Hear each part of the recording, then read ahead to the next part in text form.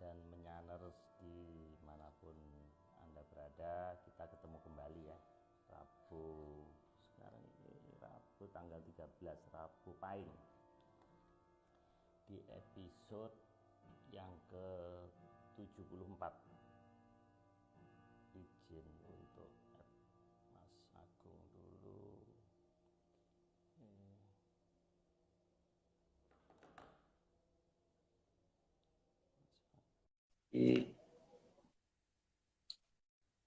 Mbak Galuh ya malam ini. Halo Pak. Halo Mas Agung. Oke. Apa kabar? Sama menyan Pak. Oke. Dengar suara saya nggak Pak? Halo Mas Agung. Halo. Dengar suara saya nggak Pak? Agung? Halo. Kalau Pak Amarius saya dengar. Halo Pak, dengar suara saya nggak? Halo. Saya pasin dulu. Halo. Halo, suaranya Pak. Mas, saya copot aja Halo, dulu Pak. Mas. Saya copot aja dulu. Suara saya kedengeran Mas? Pakai ini malah. Kedengeran. Suara saya kedengeran nggak Pak? Oh Jelas iya. banget. Pak Marius tadi saya suaranya dengar. Saya dengar suaranya Pak Marius tadi. Saya nggak denger ya. Oke Mas Agung, kita add dulu. Kurang menyan Pak. Betul Mas. Kita add dulu Mbak Galuh ya malam ini. Ya, itu Bu Dokter itu. Iya. Ini bukan kaleng-kaleng nih Mas. Iya. Nah, oke.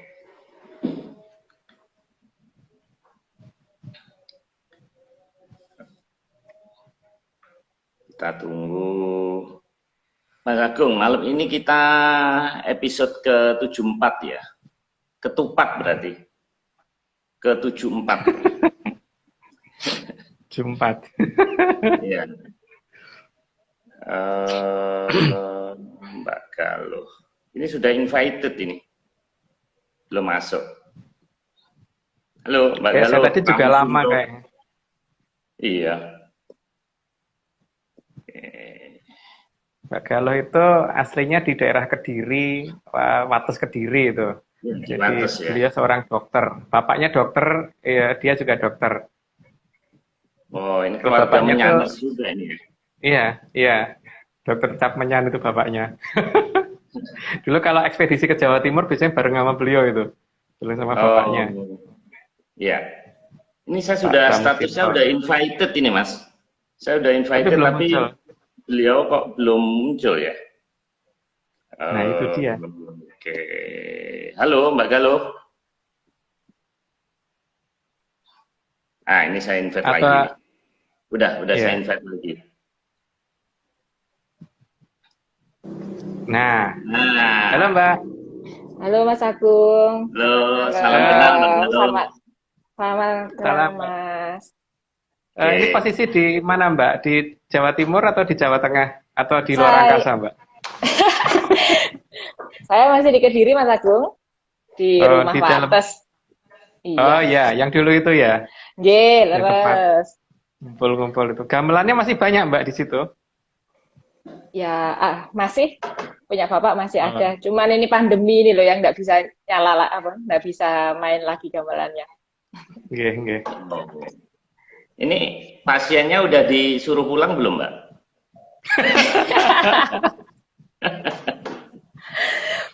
Pak. Saya sedang praktek di rumah sekarang, Mas. Oh, praktek di rumah ya. Nah, saya dapat bocoran dari Mas Nogo nih kalau Mbak Galuh ini katanya paskibra nasional mewakili Jawa Timur ya dulu ya. Udah tahun berapa ya? Hampir 20 tahun yang lalu itu kayaknya. Wah, luar biasa nih malam ini. Prestasinya banyak. Tapi nggak nyesel nih Mbak menggeluti menyan. Nanti pasiennya jadi bingung nih, dokter kok ngurusin menyan gitu nggak apa-apa ya? Dari bapaknya itu udah begitu. Sekarang sekarang kan terkon ya kayaknya ya. Oh, turun-menurun ini ya. Oke, makasih Mbak Galuh. Dulu katanya tim menyanyi suka ini ya, transit di rumahnya Mbak Galuh waktu di di Gunung Kelut ya.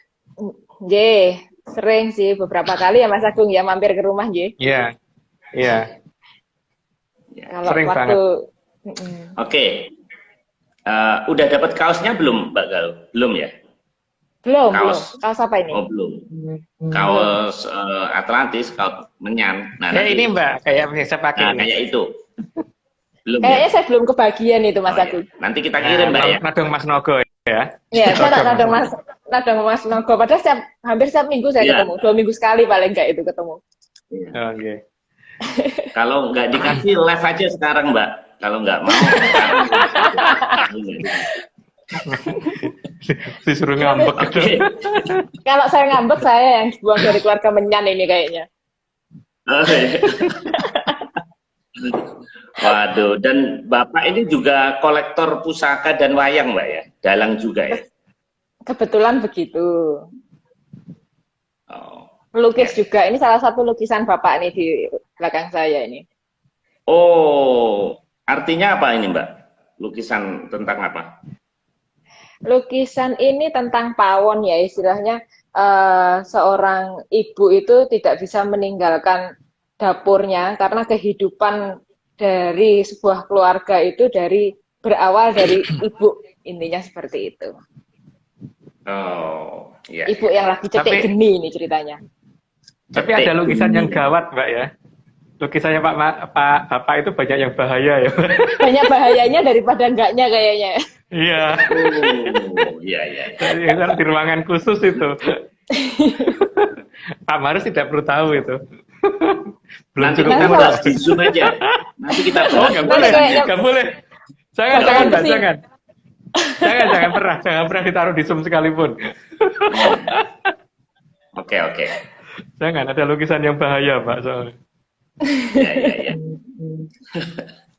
Oke, makasih Mbak ya. Sebelum kita masuk, seperti biasa, kita review dulu ya kiriman dari beberapa rekan. Namun sebelumnya saya harus ucapkan dulu ke Pak Iwan yang membuat flyer kita kali ini, karena Mas Dani sedang dalam pemulihan rekan-rekan. Jadi kita punya 2 ilustrator, Mas Dani dan Pak Iwan. Moga-moga Mas Dani cepat pulih dan sembuh ya. Kemudian Mas Rahardian yang upload chat ini, narasi di komen, kemudian Aryo, Eskel, dan Mas Nogo, dan Mas Agung tentunya.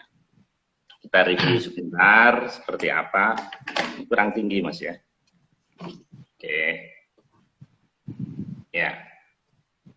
Ada beberapa kiriman rekan-rekan, ini namun tidak bisa semuanya. Nah ini salah satunya dari Mas Lawa Baju ya. Kalau nggak salah Mas Budi ini namanya. Jadi beliau ini saya ikutin Atlantis the Great sejak Turanggaseta. Sekarang saya ada di lokasi spot Gunung Batu Jonggol, dekat rumah family di Gunung Batu, dan saya foto fenomena seperti ada armada udara yang mengawasi dari atas. Saya kirim fotonya, posisi tepat di atas kepala saya. Presisi segitiga melayang, bukit di depan. Aneh, ada bayang dari matahari tidak sinkron dengan posisi matahari, tempatnya di Jonggolo. Semoga berkenan. Nah, bentuknya seperti ini. Jadi ini lokasi koordinatnya. Nggak kebaca, Pak, kecil banget. Kecil, ini aja Mas, gambarnya ini aja Mas. Ini ngezoomnya, saya zoom ini. Oke, lah ini beliau ngamatin ada sesuatu yang aneh. Oke, nah ini seperti itulah pokoknya. Oke, kita teruskan. Satu lagi kiriman yang kemarin saya ketinggalan dari Florida, Mas Agung ya ini ya.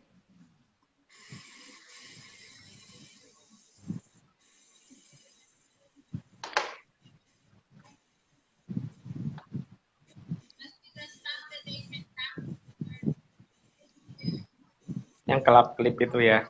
Ya, kelap-kelip. Jadi di sini posisinya. Ini kalau kita lihat ada seperti, nah ini di sini. Ini kiriman dari siapa kemarin Mas Agung? Mbak Pipit. Oh Mbak Pipit ya, Mbak Pipit di Florida. Florida. Nah, kemudian waktu pulangnya ada pelangi seperti ini. Oke, kita teruskan. Terima kasih Mbak Pipit gambarnya dari benua Amerika. Kemudian ini Mas Mahfud, tadi pagi ada gempa. Rekan-rekan pasti tahu jam 12 siang ya. Nah, tapi yang menarik ini, jadi di episode sebelumnya kita sudah membahas ini, posisinya persis di selatan seperti telapak ini di episode awal Mas Agung ya waktu itu ya. Iya, ya, di awal banget, dah lama. Lama. Nah, terus kemudian ini juga sudah kita bahas. Jadi terima kasih telah diingatkan. Nah, kalau ini di Hong Kong Mas Agung, ini jadi gempa, gitu. Banjir. Ini Mbak Nuni ini. Hari Sabtu kemarin sudah agak lama, nah, luar biasa gempanya, banjirnya. Gempa atau banjir? Banjir, maaf, banjir. Sampai rekan saya di MRT pun itu masuk, ini sampai masuk ke MRT bawah tanah. Nah ini sampai bocor ininya, karena masuk air. Nah seperti itu. Kemudian sudah. Itu saja. Karena kali ini 54 slide plus 1. Jadi ini mungkin paling banyak Mas Agung ya. Jadi Mbak Galo harus siap kopi, siap doping ya. Tapi kan Bu Dokter. Kan minggu lalu kan Prahara Kadiri. Nah, saya bilang ke Mas Nogo, ini harusnya kemarin. Ternyata salah. Hari ini ternyata kita ngomong nutrisi otak. Nah, Bu Dokter pasti ngerti. Jadi malam ini juga masih relevan dengan Mbak Galo. Ini rekan-rekan udah 94 Mas Agung, kita bisa mulai Mbak Galo? Oke, monggo. Boleh. Baik. Iya. Kita mulai. Silakan Mbak. Di slide pertama, mantra atau password adalah kunci untuk mengaktifkan berbagai macam pusaka Jaya Kawijayan dan biasanya dalam bahasa Sanskerta atau Kawi. Jadi beda dengan password yang dimiliki orang zaman sekarang ya. Kalau zaman sekarang kan biasanya cuma berapa kata gitu kan. Nah kalau nenek moyang kita itu biasanya dalam bentuk puisi dan itu tidak cuma 1 bait gitu. Bisa sampai 5-6 bait itu minimal ya. Bisa lebih banyak daripada itu gitu. Apalagi kalau yang namanya Sastra Mandala Giri itu ada berapa halaman dan itu nggak boleh baca, itu harus hafal. Jadi segitu. Jadi ini pasti ada satu yang dirahasiakan nenek moyang kita, kenapa bisa menghafal sebanyak itu, dan itu nggak wajar kalau menurut saya, karena mantra itu tidak boleh kelewatan 1 kata pun kan, semuanya harus benar dalam pengucapan. Ini ada sesuatu yang pasti masih dirahasiakan, dan itu apa? Nah itu nanti berikutnya. Perlu dilanjut Mbak. Slide kedua, setiap pusaka atau Jaya Kawijayan mempunyai mantra yang berbeda, dan tidak hanya terdiri dari 1-2 kata atau 1 pupuh saja. Sangat banyak biasanya.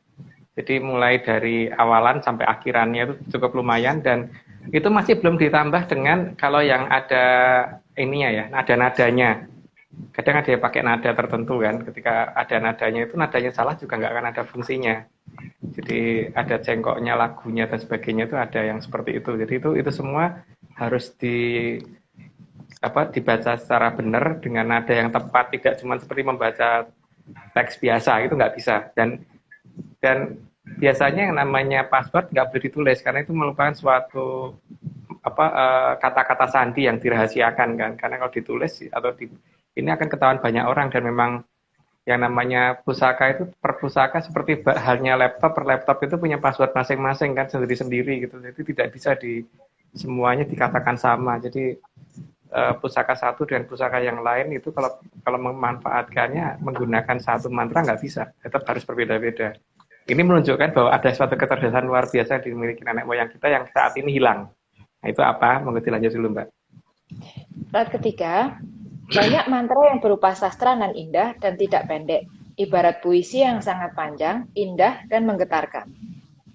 Ya seperti yang saya katakan tadi ya, jadi bukan hanya masalah bahasanya yang indah, tapi nadanya juga indah, gitu. Lanjut Mbak.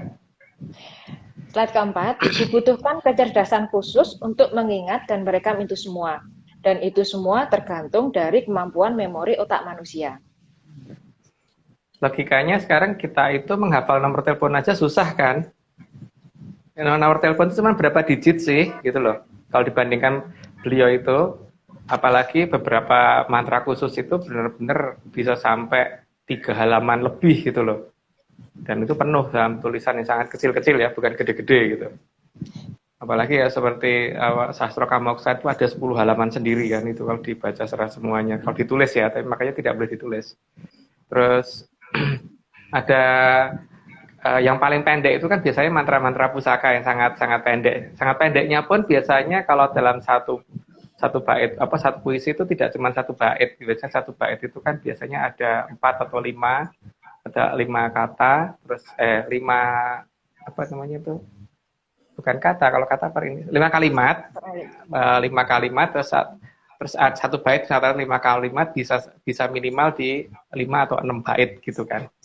Jadi itu dan nadanya pun khusus gitu, dengan pengucapan yang asal, walaupun kata-kata yang benar pun tidak akan pernah bisa aktif. Jadi harus menguasai itu semua dulu. Nadanya seperti apa juga harus ngerti gitu. Dan makanya banyak orang yang punya pusaka itu cuman akhirnya hanya bisa jadi hiasan di rumah karena satu password nggak tahu, terus yang kedua masalah nadanya bagaimana juga nggak tahu gitu. Dan kalau dianggap sama dengan pusaka yang lain enggak, karena setiap pusaka itu seperti halnya laptop maupun HP itu semuanya punya password sendiri-sendiri.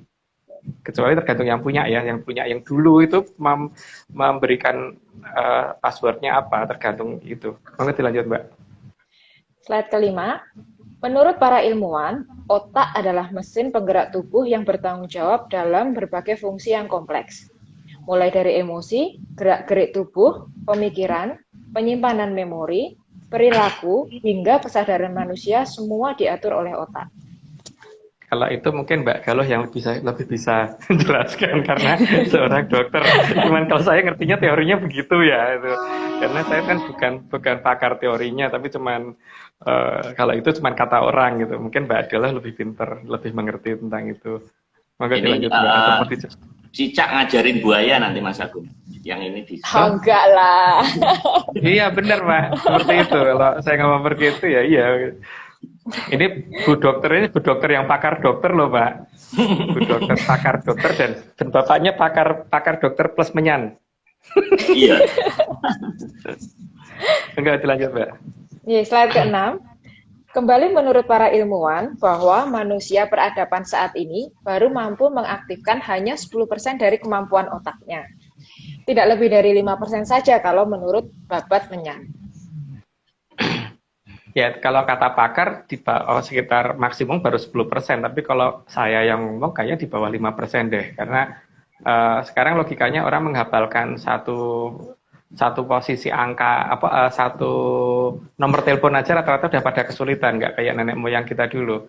Mantra segitu panjangnya itu cuma satu kali diucapkan, dan kalau nggak inget ya sudah nggak akan pernah diulangi biasanya. Satu kali. Jarang ada leluhur yang mau mengulang 2 kali itu hampir nggak pernah ada itu.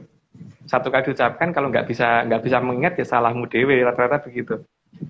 Makanya harus ada kecerdasan khusus deh untuk itu, dan ini pasti ada rahasianya.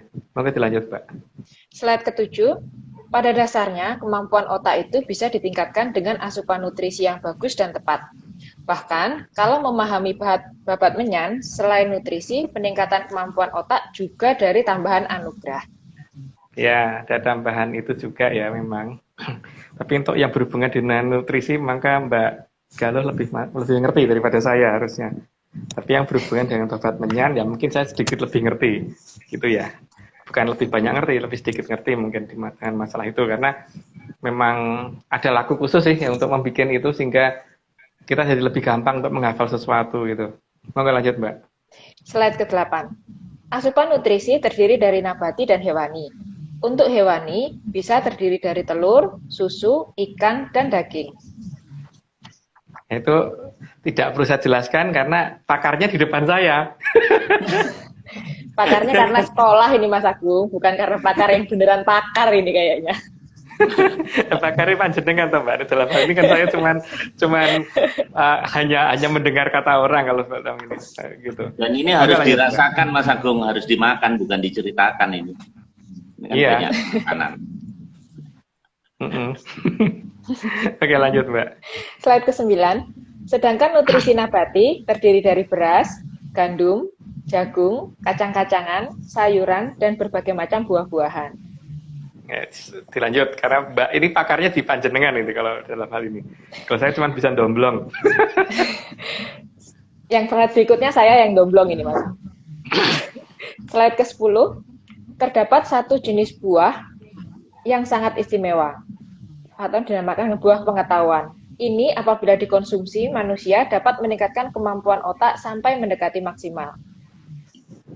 Ini yang saya katakan tadi, sehingga ada sesuatu yang dirahasiakan leluhur sampai dengan hari ini, dan itu dijaga seketat mungkin supaya tidak diketahui oleh peradaban sekarang, dan itu buah apa gitu kan, makanan apa gitu loh, gitu, atau campuran dari apa gitu, karena di sini kita mungkin mengenal namanya, tapi bentuknya mungkin pada nggak kenal. Bentuknya, rasanya seperti apa juga nggak tahu. Tapi itu diceritakan dalam beberapa cerita sejarah, diceritakan. Makanya saya kebablasan nggak nanti. Ya dilanjut dulu aja Mbak, daripada nanti ada yang saya jelasin di sini. Slide ke-11. Buah pengetahuan inilah yang juga dikonsumsi oleh para leluhur kita. Sehingga para leluhur dan para leluhur kita mempunyai kecerdasan yang sangat luar biasa. Karena kemampuan otak dapat mengendalikan semua komponen dari jagat alit, maka tidak heran kalau para leluhur kita dapat mempunyai usia yang sangat panjang. Di sini kan diceritakan tadi ada leluhur dan sang leluhur kan. Yang leluhur itu berarti mereka yang sudah tidak ada. Kalau sang leluhur itu ada tapi nggak bisa kita lihat karena beliau mempunyai kemampuan untuk menutup diri sehingga tidak bisa kita lihat dengan gampang gitu. Tapi efek-efek yang ditimbulkan karena keberadaan beliau di sekitar kita itu sebenarnya bisa dirasakan, cuman itu mungkin tidak perlu dijelaskan di sini. Lanjut, Mbak. Slide ke-12. Peran dari buah pengetahuan ini dapat membangkitkan banyak kejayaan bagi banyak peradaban di masa sebelum ini. Maka juga disebut sebagai Sang Mahajaya. Ya, Sang Buah Mahajaya. Yang tanaman itu ada di negara kita untungnya. Dan disinilah maka kemudian entar disebut di bawah sudah dijelasin belum ya? Atau nanti deh yang jelasinnya. Sekarang lanjut dulu aja Mbak. Slide ke-13. Keberadaan buah pengetahuan atau Sang Mahajaya ini sudah disandikan keberadaannya oleh peradaban Medang Kamulyan lewat ornamen lukisan khas Jepara. Itu mungkin yang bisa dilihat adalah dari bentuk tanamannya ya. Tanamannya berarti tanaman merambat. Bentar, ini ada penjelasan di bawahnya enggak ya? Lanjut dulu Mbak, ya pokoknya seperti itu gitu. Lanjut dulu aja, nanti aja ceritanya saya ceritakan lengkap di paling akhir aja kalau perlu. Slide ke-14. Keberadaan Sang Mahajaya biasanya diletakkan di atas pintu pada gebyok ukiran Jepara. Pola tanamannya juga mempunyai banyak sulur seperti yang ada di ukiran. Ya di sini sebenarnya bisa kita mulai perhatikan bahwa apa sih yang disembunyikan dalam ukiran Jepara tadi? Yang pertama, kita bisa melihat dari bentuk daun. Bentuk daun itu adalah bentuk daun yang kira-kira sekarang ini di tanaman sekarang bisa kita lihat enggak, gitu kan? Terus yang kedua, bentuk buahnya. Bentuk buahnya seperti apa itu digantung di tengah itu paling jelas kelihatan. Dan lanjut dulu Mbak. Slide ke-15. Dan juga disematkan pada pola ukiran yang ada di berbagai perabot seperti jendela, kursi, meja, dan lain-lain. Ya, sebenarnya kita harusnya curiga dengan keberadaan suatu tanaman yang kita kayaknya nggak pernah lihat deh. Ada daun kayak gitu, terus kemudian ada buah yang seperti itu, terus kemudian bentuknya merambat seperti itu gitu. Coba aja cocokin dengan seluruh tanaman yang ada, berarti kan nggak akan ketemu. Nah itu sayangnya tanaman itu masih ada, masih ada dan itu ada di Medang Kamulyan. Lanjut Mbak. Slide ke-16. Jepara dalam bahasa Sanskerta yang berarti ruang tamu. Ruang tamu adalah tempat kita menantikan dan menjamu tamu yang akan berkunjung. Hampir semua perabot ukiran khas Jepara pasti kita tata di ruang tamu, yang seharusnya Sang Mahajaya adalah tamu yang kita nantikan kemunculannya kembali, tentunya di masa sesudah memasuki zaman Kolosubo. Lambang-lambang itu ada di situ ya, baik itu ruang tamu biasa, ruang tamu kenegaraan, ruang tamu di kabupaten dan sebagainya, bahkan di orang apapun yang dengan kepercayaan apapun biasanya untuk selama masih tinggal di Indonesia biasanya ada sih lambang-lambang itu gitu. Cuman sayangnya itu tidak dimengerti oleh banyak orang itu lambang tanaman apa gitu. Dan kalau ahli botani saya tanya pada nggak ngerti tanaman apa rata-rata karena nggak ketemu daun seperti itu. Ayo dilanjut, Mbak. Slide ke-17. Pada kebiasaan adat Jawa terdapat cangkriman atau tebaan yang berbunyi pitik walik soho kebon. Saat ini masyarakat berasumsi itu adalah buah nanas. Padahal itu adalah salah satu sandi untuk mencari di mana keberadaan Sang Mahajaya itu.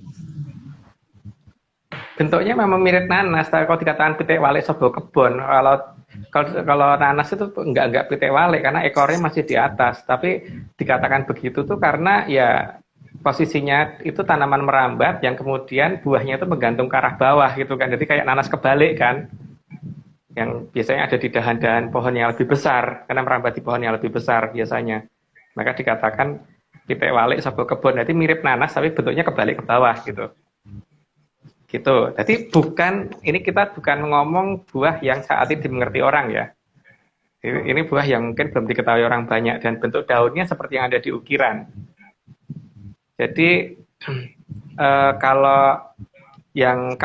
untuk yang pernah melihat ya berarti beruntung sekali ya karena memang kadang-kadang di daerah kita masih ada sih ditemukan di hutan dan sebagainya masih kadang-kadang ada kalau kita nggak ketemu ya kalau kelompok kami langsung kita ambil buah itu langsung kita sembunyikan. Tapi pada dasarnya gini ya bahwa itu buah ada dan sebenarnya di tempat kita juga ada tapi sangat langka banget. Tapi di peradaban sebelah yang sedang di Medang Kamulan memang disembunyikan. Maka kenapa zaman dulu ada dua kejadian di mana kenapa pamong dari kerajaan Mataram itu kok Ki Juru Mertani gitu kan. Juru Mertani loh, bukan Ki Ageng Pemanahan yang paling utama itu. Juru Mertani yang mau Panembahan Senopati. Berarti kan ada suatu tanaman pertanian yang disembunyikan sehingga yang menguasai itu yang harus yang bisa menguasai negara ini kan. Yang pertama, terus yang kedua di zaman sebelumnya untuk pada saat berdirinya Majapahit itu kan Sang Prabu Brawijaya pertama atau Raden Wijaya terkenalnya Joko Sesuruh atau Raden Tanduran kan, Raden Tanduran. Jadi juga orang yang dekat dengan tanaman gitu. Begitu juga kenapa Mataram meletakkan lumbung padi di sebelah timur kerajaan Mataram di Desa Kerawang gitu kan. Artinya sebenarnya layak dipertanyakan sih kenapa ada kata-kata Sultan Agung Hanyokrokusumo membuat lumbung padi di Desa Kerawang sebelah timur kerajaan Mataram gitu. Oke dilanjut dulu aja Mbak, biar pada nggak bingung. Slide ke-18, Sang Mahajaya ini rasanya cenderung pahit, tapi ada sedikit rasa asin, berair, berbiji, serta langu atau berbau kurang sedap. Tapi buah ini dapat menajamkan kemampuan otak manusia secara berlipat-lipat. Di zaman kerajaan Mahajoyo yang pahit terakhirnya itu supaya orang pada ngerti maka dikatakan buahnya kan buah mojo, makanya dikatakan mojo pahit karena rasanya buah mojo itu rasanya pahit bukan manis. Jadi bentuknya beda dengan yang diketahui orang zaman sekarang kan. Orang zaman sekarang ngomong buah mojo itu bentuknya bulat, enggak. Kalau yang saya ngerti bentuknya kayak nanas, tapi terbalik karena dia dari tanaman merambat, bukan berupa pohon juga. Tapi dikatakan pohon mojo itu biasanya karena orang lihatnya sepintas, karena itu tanaman merambat yang merambat ke pohon yang besar.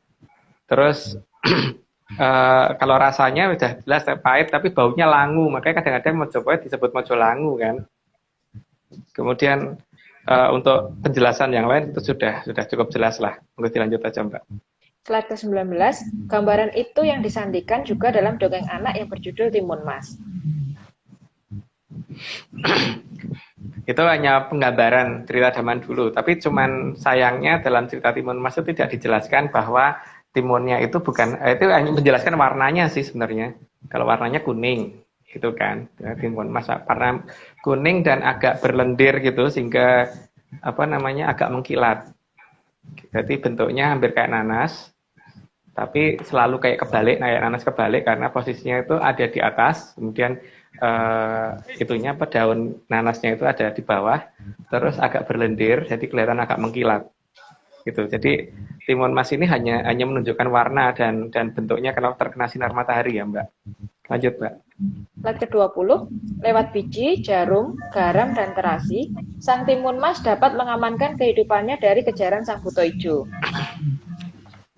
Itu tidak perlu saya jelaskan karena itu nanti ada menyangkut masalah jangkau ke depan ya, bahwa ada beberapa ciri-ciri yang akan terjadi itu ada di situ. Nanti kalau saya cerita tidak dianggap meresahkan masyarakat, cuman monggo diterjemahkan sendiri saja. Lanjut, Mbak. Slide ke-21, bahkan sang buto ijo mati karenanya, menunjukkan bahwa semua keangkaran murkaan dapat sirna karena kedikdayaan dari sang mahajaya. Ibarat biji emas yang bersinar di antara belukar langit liar.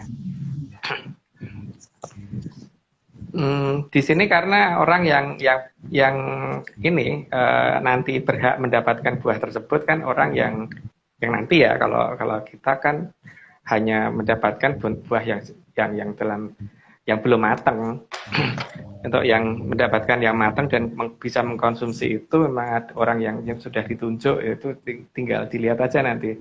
Pasti dia akan mempunyai kecerdasan yang luar biasa dan ya akan terlihat. Kalau orang Jawa ngomongnya kan seperti punjuling apa-apa, jadi di tempat yang rata itu dia menonjol sendiri, atau projoling akrep atau disaring dengan saringan serapat apapun dia pasti akan jebol, akan muncul gitu loh. Karena memang ini ya Satrio Piniji gitu, orang yang sangat terpilih sekali gitu. Lanjut, Mbak. Slide ke-22, pada zaman Kalawiseso, ada seorang satrio bernama Sang Pangeran Joko Sesuruh. Beliau adalah putra kedua dari Sang Prabu Siung Wanoro dari Kadipaten Pakuan. Nah, di sini yang seperti dipertanyakan adalah nama Joko Sesuruhnya itu loh. Kan dia punya nama lain Raden Tanduran itu. Mau dilanjut aja, Mbak. Slide ke-23, karena lebih berminat pada bidang botani, maka Sang Pangeran Joko Sesuruh juga dikenal sebagai Raden Tanduran. Ya itu kan sebenarnya harusnya dipertanyakan ya, kenapa kakaknya Haryang Bangga yang ahli strategi perang justru tidak dijadikan raja, yang dijadikan raja justru Joko Sesuruh gitu loh. Berarti kan ada sesuatu kan yang dirahasiakan di sana. Kenapa ahli tanaman bukan ahli militer gitu yang dijadikan raja waktu di zaman kerajaan Mojopahit tersebut. Lanjut, Mbak. Slide ke-24, pada masa itulah Sang Raden Tanduran yang mengawal dan membudidayakan buah pengetahuan Sang Maharaja. Ya, mulai di zaman beliau memang itu ini banget ya, supaya tapi tetap dalam jumlah yang sangat dirahasiakan karena itu tetap tidak boleh diketahui oleh banyak orang. Lanjut, Mbak. Slide ke-25, putra pertama atau kakak dari Sang Raden Tanduran adalah Prabu Haryo Bangah yang sudah menjadi adipati di kerajaan Magadha. Prabu Haryo Bangah yang saat itu ditugasi untuk menjaga aliran Amertasari. Ya. Logikanya itu kan seorang ahli perang loh, ahli militer yang sangat ngerti dengan bagaimana mengatasi pertempuran. Bukan dijadikan raja, malah yang dijadikan raja adiknya yang hanya seorang ahli tanaman. Itu kan harusnya apa sih yang membuat hebatnya ahli tanaman itu gitu. Maka dilanjut, Mbak. Slide ke-26, saat itu terjadi pemberontakan kepada Sang Mahaprabu Kertajaya dari kerajaan Singosari yang dilakukan oleh putra angkatnya yang dikenal sebagai Jayakatwang. Sayangnya saya ngomong Singosari itu tidak di Jawa Timur ya. Jadi dari arah Jonggol itu ke barat, nanti ke arah selatan sedikit itu ada namanya daerah Desa Singosari. Harusnya dekat situ. Lanjut, Mbak. Slide ke-27, keberhasilan menyerbu Kedaton karena Jayakatwang dibantu oleh armada pertama dari kerajaan Bangbangan. Ya, dilanjut dulu aja, Mbak. Slide ke-28, Sang Mahaprabu Kertajaya berhasil diamankan oleh Sang Mahapatih Banjaransari. Beliau adalah ayah dari Prabu Siung Wanoro atau kakek dari Raden Tanduran. Ya, cukup jelas. Jadi lanjut dulu. Slide ke-29, agar kepemimpinan Nusantara tidak kosong, maka Patih Banjaransari diangkat menjadi Mahaprabu dengan pusat pemerintahan ada di Karangkamulyan. Di Karangkamulyan itu berarti bukan di itu lah, berarti itu sangat dekat dengan Medang Kamulyan, berarti harusnya tidak jauh dari posisi di mana Sultan Agung membuat lumbung padi ya, gitu. Lanjut, Mbak. Slide ke-30. Oleh sang kakek Mahaprabu Banjaransari dan sang ayah Prabu Siung Wanoro dititahkan kepada Raden Tanduran untuk dapat menanggulangi pemberontakan Jayakatwang. Hal itu dilakukan selain perintah kadewatan, juga karena Raden Tanduran selama ini yang menguasai keberadaan inti dari Sang Mahajaya. Karena ada sesuatu yang harus disembunyikan di sana, karena kalau itu sampai ketahuan sama Jayakatwang, serangan Jayakatwang bisa lebih berbahaya lagi, karena dia menjadi orang yang akan ngerti segala-galanya. Karena itu buah khusus yang dulu pernah dibawa turun oleh Sang Hyang Bathari Sri. Lanjut, Mbak. Slide ke-31. Hanya dengan segelintir orang, termasuk dibantu oleh Sang Arya Wiraraja, maka Sang Raden Tanduran membuat strategi pencegatan di ujung utara dari aliran Amertasari. Karena diusahakan jangan sampai perang itu mereka sempat masuk ke Amertasari dulu, itu akan ada masalah di situ, makanya tapi saya tidak bisa menyebutkan terlalu detail ya. Lanjut dulu aja, Mbak. Slide ke-32. Keberhasilan Jayakatwang melakukan kudeta kepada Sang Mahaprabu Kertajaya dengan bantuan armada pertama dari Kerajaan Bangbangan pasti akan memberi laporan ke pusat Kerajaan Bangbangan. Dan utusan untuk laporan itu pasti hanya menggunakan sebuah atau sedikit kapal saja. Di ujung utara dari aliran Amertasari itulah kapal utusan dicegat dan ditenggelamkan. Itu sudah cukup jelas ceritanya. Dilanjut dulu, Mbak. Slide ke-33. Sehingga pusat kerajaan di Bangbangan sana tidak pernah mengetahui hasil dari pergerakan armada pertama yang membantu penyerbuan Jayakatwang. Karena cemas, maka pusat kerajaan Bangbangan mengirimkan armada kedua untuk mencari tahu informasi yang sebenarnya. Jadi mereka nggak pernah tahu kalau sebenarnya mereka sempat menang gitu kan, sehingga ada yang diutus lagi. Lanjut, Mbak. Slide ke-34. Sesampainya di ujung utara dari aliran Amertasari, pasukan armada kedua kerajaan Bangbangan hanya bertemu dengan rombongan dari Raden Tanduran yang menyamar. Ini yang nanti akan menjadi masalah sebenarnya, tapi nanti menjelaskannya. Lanjut, Mbak. Slide 35. Karena hampir seluruh kapal perang dari kerajaan Bangbangan pada ujungnya terdapat ornamen naga, maka tempat berlabuhnya armada kedua kerajaan Bangbangan di utara dari aliran Amertasari dikenal sebagai Teluk Naga. Lah nama itu saya nggak tahu ya ada di mana ya. Tapi yang jelas karena naga tadi maka dikatakan Teluk Naga, Teluk Nogo, karena semua kapalnya berujung dengan kepala naga gitu kan. Nah, Teluk Naga itu ada di mana saya kurang begitu paham. Tapi kalau diketahui posisi Teluk Naga, berarti disitulah salah satu ujung dari aliran Amertasari atau ujung Sungai Berantas. Lanjut, Mbak. Slide ke-36. Pada saat mereka mencari tahu tentang letak dari Kedaton Singosari, berikut jejak dari armada pertamanya. Dengan strategi yang cerdas, Raden Tanduran memberikan informasi bahwa mengetahui di mana keberadaan Kedaton Singosari dan menginfokan bahwa armada pertama kerajaan Bangbangan telah luluh lantak. Dan rombongan Raden Tanduran yang sedang dalam penyamaran bersedia menjadi penunjuk jalannya. Ini nanti yang akan bikin Prabu Banjaransari sebenarnya malah marah kalau caranya kayak gini, tapi lanjut dulu. Slide ke-37. Saat rombongan kecil dari Raden Tanduran diterima oleh Panglima dari Kerajaan Bangbangan di kapal induk armada kedua mereka, bunyi tambur dan gong pieng khas dari Kerajaan Bangbangan dibunyikan untuk sambutan. Maka wilayah itu ditandai dengan penamaan Teluk Gong.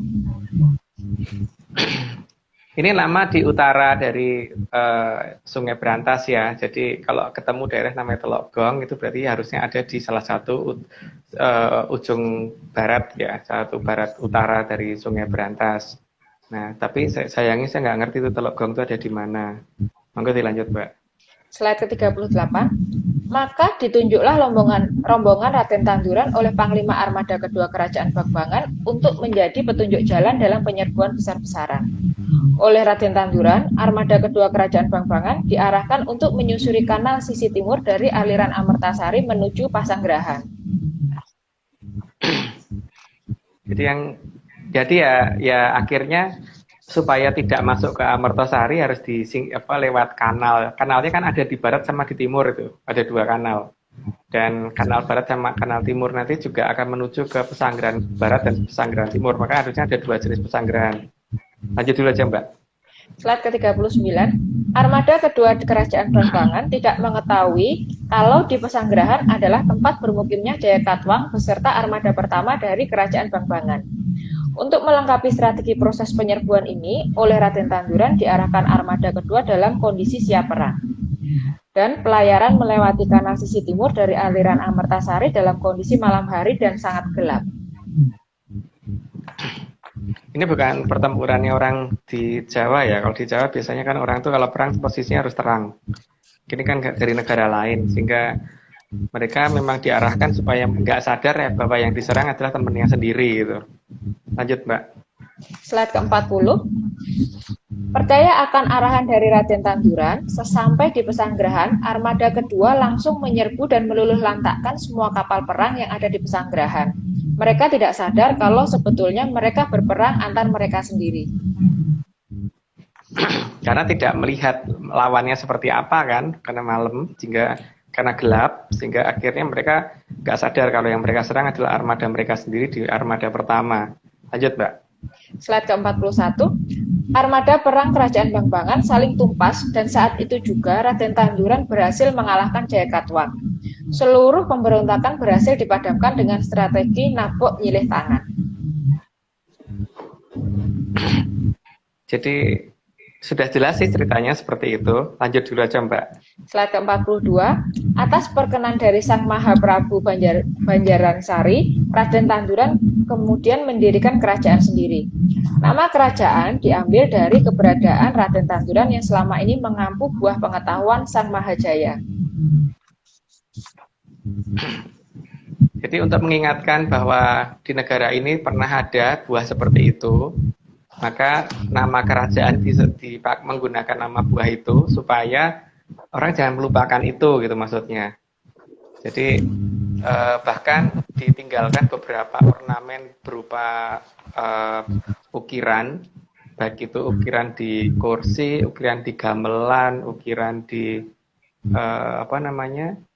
di pintu, dan mungkin lebih paling jelas adalah di ukiran di pintu ya, supaya buah itu jangan pernah dilupakan karena negara ini akan besar jika itu ditemukan kembali gitu.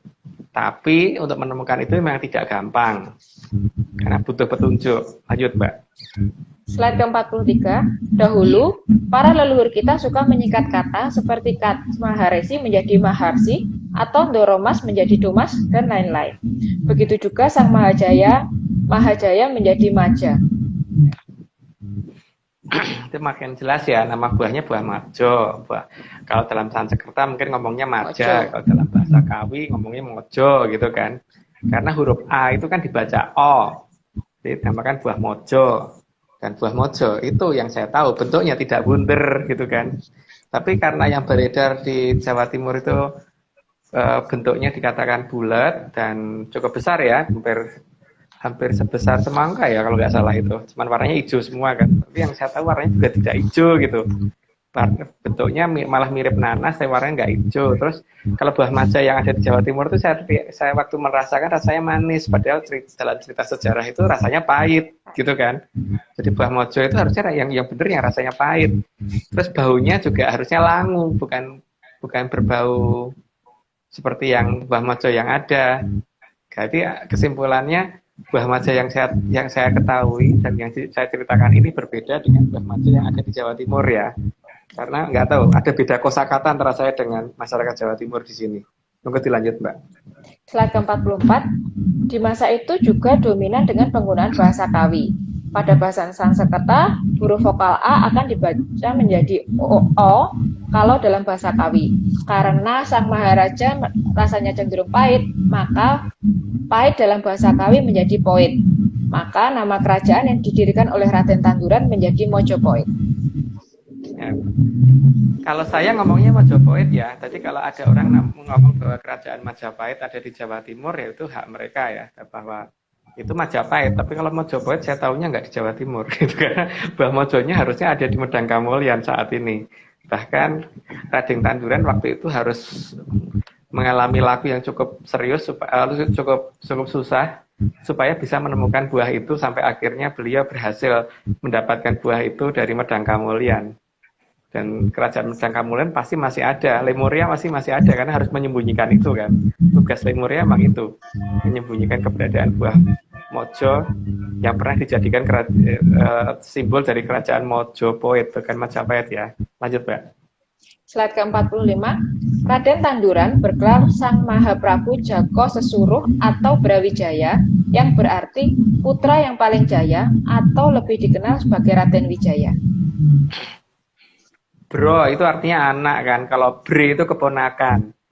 Jadi Wi itu paling, Jaya itu menang atau paling unggul gitu. Jadi kalau Bro Wijoyo berarti anak yang sangat unggul atau yang paling menangan gitu. Lanjut, Mbak. Slide ke-46, Raden Wijaya sendiri adalah titis dari Sang Hyang Batara Indra yang merupakan putra pembayun atau sulung dari Sang Hyang Batari Kanastren dengan Sang Hyang Batara Ismoyo. Maka kalau pernah ketemu sama Raden Wijaya atau Joko Sesuruh, pasti akan ngerti persis bahwa logat dan cara bicara beliau itu akan sama persis dengan kalau di zaman Mataram tuh yang Mangkurat atau yang Buger. Terus kemudian di atasnya itu Empu Sendok, Diah Tulodong dan sebagainya itu pasti akan kelihatan cara bicaranya, logat, gerak-gerik, tingkah laku dan wajah itu mirip semua itu karena memang satu terah Bathara Indra. Lanjut, Mbak. Slide ke-47, dengan mengemban nama Mojopahit, maka semua pemimpin kerajaan Mojopahit turun-temurun mempunyai tugas mulia. Dari Brawijaya I atau Raden Wijaya sampai ke Brawijaya VIII atau Sang Mahaprabu Bathara Ikling. Selain mengamankan aliran Amertasari, para beliau juga mengamankan keberadaan buah pengetahuan Sang Mahajaya. Saya ngomongnya Brawijaya itu sampai 8 ya. Jadi kalau Brawijaya sampai 5 itu mungkin Majapahit yang di Jawa Timur mungkin. Tapi kalau Mojopahit saya tahu sampai 8. Karena posisi keraton yang terakhir harusnya ada di bekas kerajaan Keling, dan bekas kerajaan Keling itu harusnya ada di nggak jauh dari rumah saya, sebelah selatan harusnya loh. Lanjut, Mbak. Slide ke-48, saat masa penutupan peradaban ini selama 500 tahun, maka keberadaan dari buah pengetahuan Sang Mahajaya ini disembunyikan. Saat ini keberadaan Sang Mahajaya dijaga rapat oleh peradaban Mojopahit, Atlantis, dan Lemuria. Ada di satu tempat yang sudah diberitahukan oleh, sebenarnya diperjelas oleh Sultan Agung Hanyokrokusumo, bahwa kenapa sih beliau membangun Lumbung Padi di sana. Berarti sebelah timur itu ada sesuatu yang disembunyikan di sana, dan itu daerah yang tadi sempat nggak begitu jauh dari lokasi yang disebut sama Mas siapa itu, yang ada di Gunung Batu. Gunung Batu itu di situ memang di daerah situ tuh kalau misalkan orang jeli, maka mendekati Gunung Batu ada daerah yang kira-kira akan ini ya. Jadi Telkomsel tiba-tiba akan hilang, berubah menjadi Sintel, Singapore Telkom.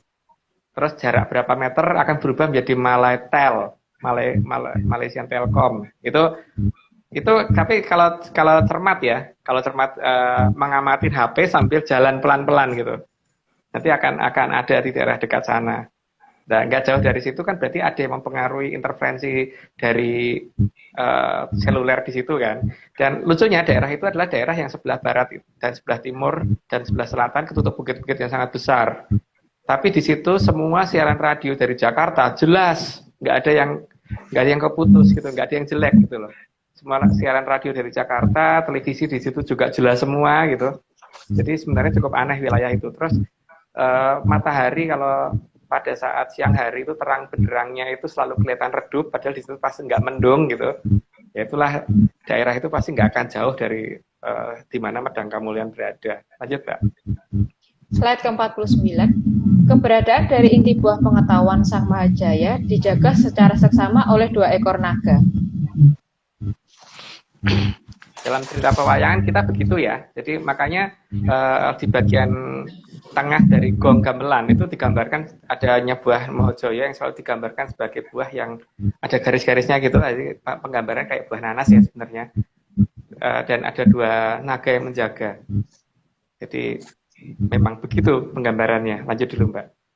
Slide ke-50, sandi tentang ini bisa kita temui pada ukiran yang ada di atas gayor atau perangkat kayu untuk menyangga gong pada gamelan, di mana terdapat ukiran berupa dua wujud naga yang sedang bersiaga menjaga Sang Mahajaya. Kalau dalam bentuk buah naga yang masih buah mojo yang belum jadi, ketika masih berupa buah itu paling gampang kalau kita melihat bentuk ujung dari tembok dari keraton, maka akan kelihatan kenapa Mataram itu menggunakan Mataram yang sekarang ya, bukan Mataram yang dulu ya, karena Mataram yang dulu kan posisinya mungkin nggak pada bisa melihat, itu akan kelihatan ada bunga mirip mirip cempoko kudup yang selalu dipasang, dan makanya di di dalam mahkota Kuluk Kanigoro itu biasanya di atasnya ada cempoko kudup. Itu bukan cempoko, itu adalah buah mojo mojo ketika masih berupa bunga gitu ya. Seharusnya bunganya bentuknya seperti itu. Nah itu berarti Mataram juga pernah mengerti adanya bunga tersebut gitu loh. Dan kalau misalkan melihat ke daerah Taman Sari itu juga biasanya ada dua naga yang batasi, terus nanti di ujung ekor dari naga itu atasnya itu biasanya ada lambang mirip dengan bananas. Gitu. Lanjut, Mbak. Slide ke-51, petunjuk untuk mengamankan aliran Amartasari dan buah pengetahuan Sang Mahajaya atas arahan dari Sang Hyang Bathara Indra yang menggunakan mata satu untuk keberpihakan pada kehidupan. Kalau menurut kita ya, karena mungkin ada berbeda ajaran dengan pihak lain, kalau mungkin mata satu dianggap salah, tapi kalau bagi saya mata satu itu benar, karena kalau kita pengen teliti untuk melihat apa-apa itu kalau pakai dua mata kan susah sih. Bahkan kalau saya menggunakan kaca pembesar sekalipun, kalau misalkan mau melihat pasti mata satunya saya tutup, satunya untuk melihat gitu kan. Atau kalau misalkan menggunakan kaca pembesar sekalipun, walaupun sebenarnya pakai dua mata bisa, apalagi seorang sniper dan yang lain-lain biasanya pakai mata satu sih. Lalu dilanjut, Mbak. Slide ke-52, kejelian untuk mengalahkan pasukan musuh juga karena Raden Wijaya dan Sang Brawijaya. Saya ulang ya. Kejelian untuk mengalahkan pasukan musuh juga karena Raden Wijaya atau Sang Brawijaya I menggunakan mata satu. Yang jelas kalau menurut saya loh ya, tapi kan itu orang terserah sih mau ngomong itu salah ya monggo. Tapi kalau bagi saya itu yang benar.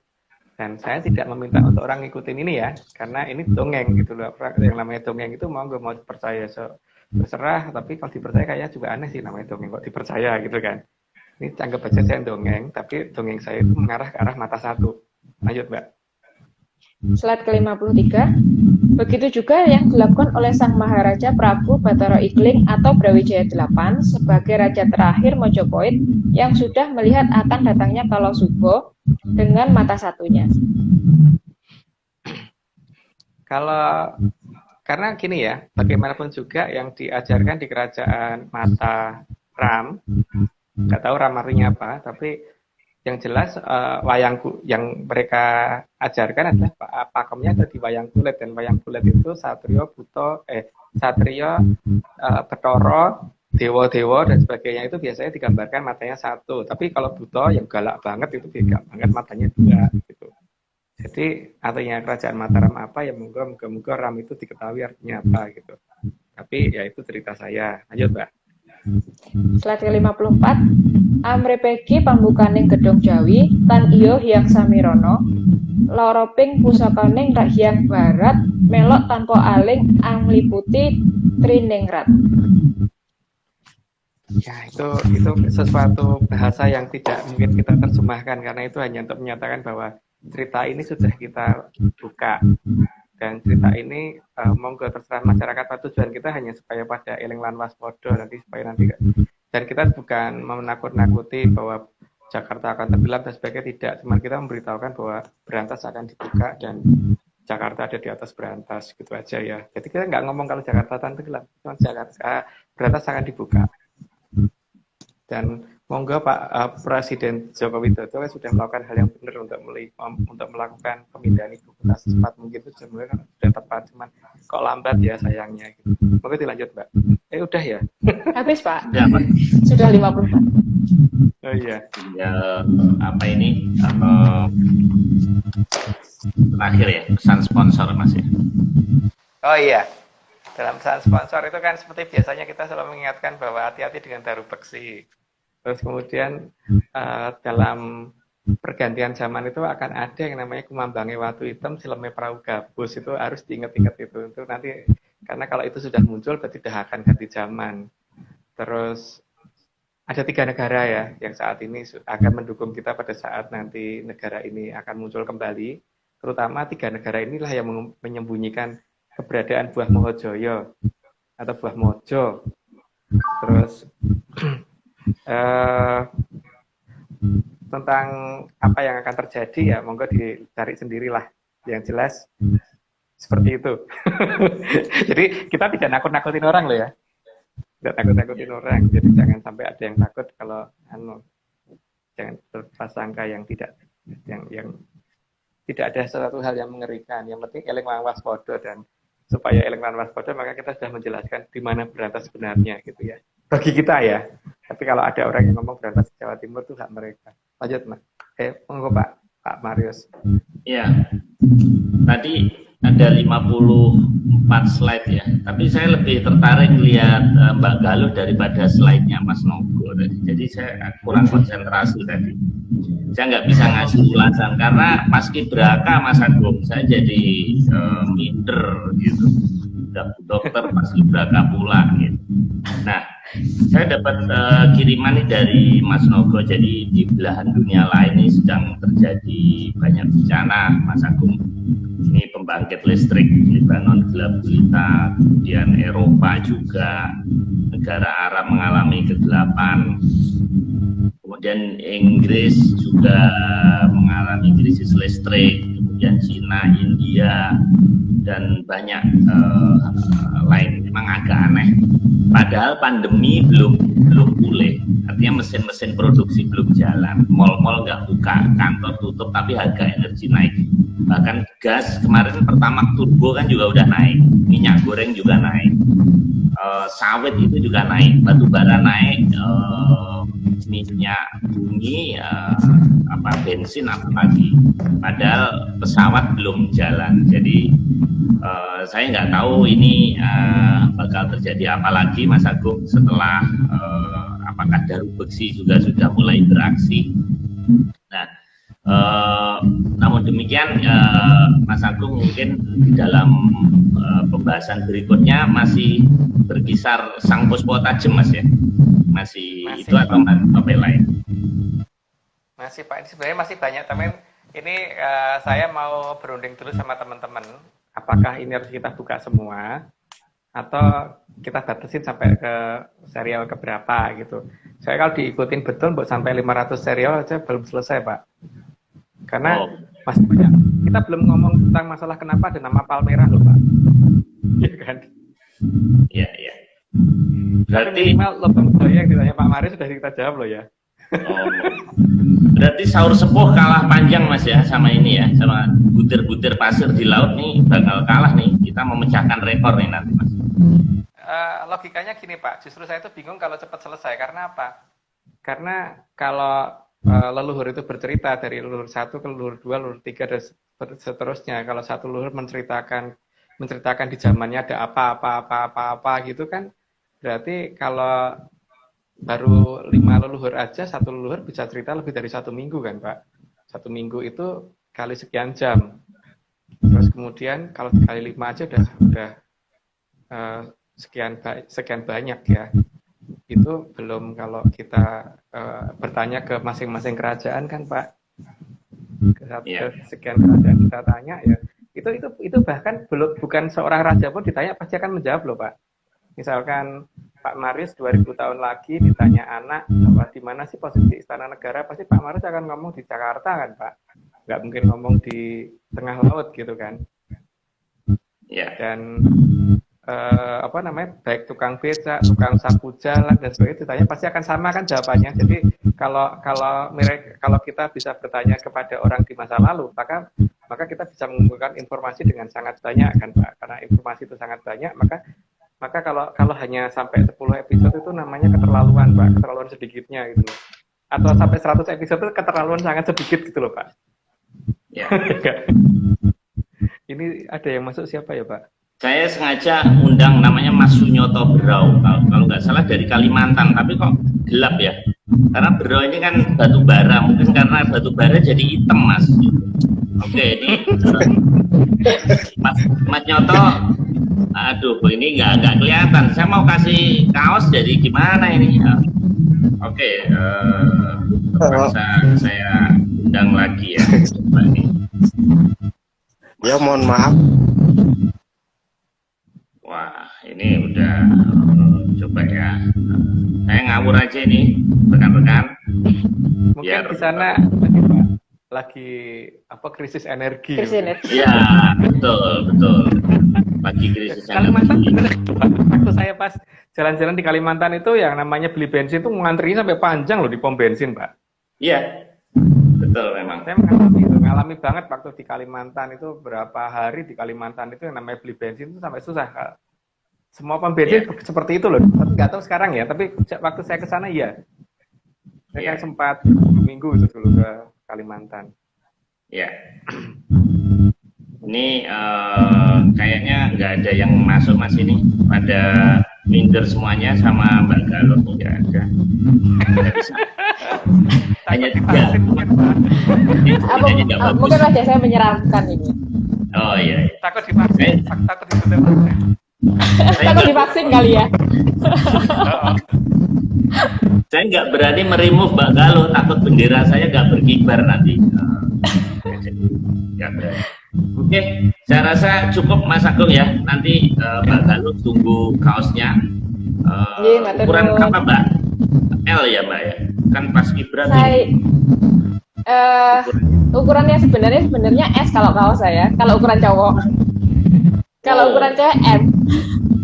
Oh, oke. Jangan yang L lah. Itu penyindir saya itu kalau L. Oh iya. Kan pas kibrat kan tinggi tuh. Oke. Itu tadi ukurannya cowok sama cewek, emang Mbak itu yang mana nih yang cowok? Maksudnya potongan kaosnya Mas Agung. Oh, kayaknya ada bedanya deh kayaknya. Kalau nggak ada bedanya M aja lah. Oh ya, oke. Mas Nogo utangnya banyak banget nih, karena kita pesennya kan harus data dulu. Mungkin nunggu 12 baru kita pesen. Ada lagi kiriman video ya dari Mas Danur Seto dalam perjalanan Bengkulu Jogja, tapi waktu sudah habis, jadi terima kasih atas kontribusinya Mas. Nanti lain waktu kita bahas. Oke, Mbak Galuh, Mas Nogo, Mas Agung, saya izin dulu untuk meremove dan kita tutup acara. Salam menyan. Sampai jumpa Rabu depan. Salam menyan.